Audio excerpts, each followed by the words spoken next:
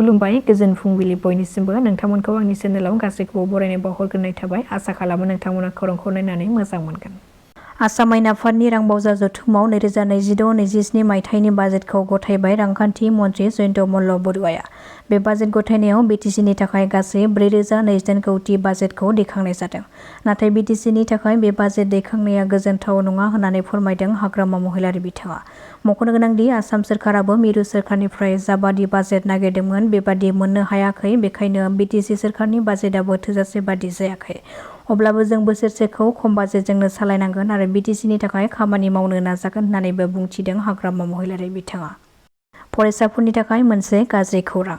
फैगौ बोसोरनिफ्राय फरायसाफ्रा सोरखारि स्कुटिखौ मोननो हानाय नंलिया। आसाम सोरखारा डक्टर बानिकान्त काकति मेरिट'रियास बान्थानि गेजेरजों गुन गोनां फरायसाफोरनो स्कुटि होनाय बिथांखिखौ फैगौ बोसोरनिफ्राय बन्द खालामसिगोन। नाथाय देग्लाय 19,000सो फरायसाफोरनो जोबथा खेबनि थाखाय स्कुटिखौ होनाय जागोन। आसाम सोरखारनि राङारि मन्थ्रि जयन्त मल्ल बरुवाया आसाम बिधान सभायाव 2026-27 बाजेटआव बे खौरांखौ रोखायै फोसावनानै होदों। अब्लाबो फरायसाफोरनो सिगाङाव होबोनाय बादिनो निजित मयना बाबु आसनि बायदि बायदि बिथांखिफ्रा सोलिबाय थागोन आरो खमैबो गासै दासिम 5,44,479 फरायसुलिफ्रा बे बिथांखिफोरनिफ्राय मुलाम्फाखौ मोननो हाबाय। गिबि मन्थ्रि डक्टर हिमन्त बिश्व शर्माया मैया बाजेट जथुम सावरायखांनायनि उनाव मोनसे खौरांगिरि मेल बानजायदों। बिथाङा बे खौरां मेलनि गेजेरजों फोसावदों दि जों लाइमोनफोरनि मिजिं आरो लुबैनायफोरखौ जाफुंहोनो थाखाय रायजोआव गोदान मासि सोरजिगोन आरो गोदान मासि सोरजिनानैब्लाबो 2 लाख थिसनथाइनि थांखिसिम सहैगोन। 2 लाख थिसनथाइ होनो थाखाय बाजेटआव मख'नाय जादों आरो बेनि थाखाय आसामनि चिफ सेक्रेटारिनि दैदेननायाव मोनसे टास्क फर्स दानाय जादों। बाजेटआव रोखायै मख'नाय जादों जेरै सावस्रि सोलोंथाइ खाजोना दिहुनग्रा बिफानफ्राव मासि सोरजिनानै 2 लाख साख्रिनि थिसनथाइखौ होगोन होननानै बुंथिदों गिबि मन्थ्रिया। गसाइगावनि थाइसुगुरि गामियाव मानसि आरो मैदेरनि गेजेराव जानाय दाङाबाजिखौ लानानै मोनसे सांग्रांथियारि मेल बानजायदों। मानसि आरो मैदेरनि गेजेराव मोगा-मोगि जानायखौ होबथानो थांखिजों गसाइगाव महकुमानि बेन्दोंआव थानाय एबा रायमना माहारियारि पार्क सेरनि थाइसुगुरि गामियाव मैया कसुगाव फरेस्ट डिभिजननि बानजायनायाव मोनसे सांग्रांथियारि मेल बानजायनाय जादों। बे हाबाफारियाव बिटिसिनि हाग्रा बिफाननि सिएचडि डक्टर सनालि टस, कसुगावनि डिएफअ मुस्ताफा आली, कसुगावनि डिएफअ मुस्ताफा आली आहमेद, कसुगाव हाग्रा बिफाननि गासैबो मावथिफोरजों लोगोसे थाइसुगुरि गामिनि रायजो राजाफोराबो बाहागो लाफादों। मख'नो गोनांदि बे सांग्रांथियारि मेलनि उनावनो दंफां फुलि राननाय हाबाफारिजों लोगोसे माखासे गामिनि गामिगेराफोरनो सलार फेन्सिं आरो टर्च लाइट फरखा राननानैबो होनाय जादों। অসম চৰকাৰৰ বাজেটটো মই কম।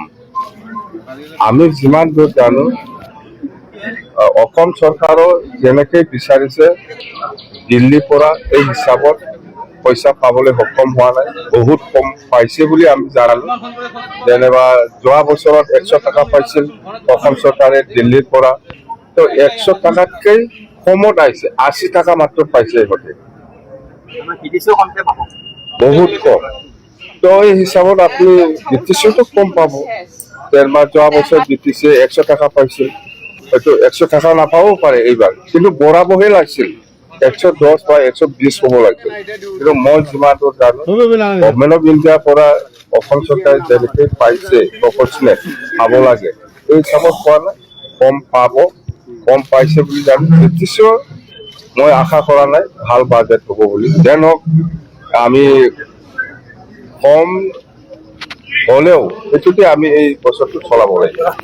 দুখীৰ কথা নহয়, মই কাম কৰিম, পইচা কম হলে কি হ'ব, কিন্তু মই বিচাৰিছে কন্ট্ৰেক্টাৰ বিচাৰিছে মই বাকীত কাম কৰা মানুহ বিচাৰিছো। অহা বছৰত দিম, মই কাম কৰাৰ ক্ষেত্ৰত কম নহয়। এনেকুৱা ধৰণৰ কোনো আঁচনি নোহোৱা বাজেট, এনেকুৱা ধৰণৰ কোনো ভিজন নোহোৱা বাজেট, এনেকুৱা ধৰণৰ কোনো নিকম্মা বাজেট, এনেকুৱা ধৰণৰ কোনো অদূৰদৰ্শী বাজেট জীৱনত মই কেতিয়াও দেখা নাছিলো। আগতে মানুহে সেইকাৰণে কয় বোলে জয়ন্ত মল্ল বৰুৱাৰ কোনো কাম নাই, এটা বেয়া শব্দ, জন্তুৰ লগত তুলনা কৰি এটা বেয়া শব্দ কয় যে জয়ন্ত মল্ল বৰুৱাৰ কাম নাই, বুদ্ধি নাই।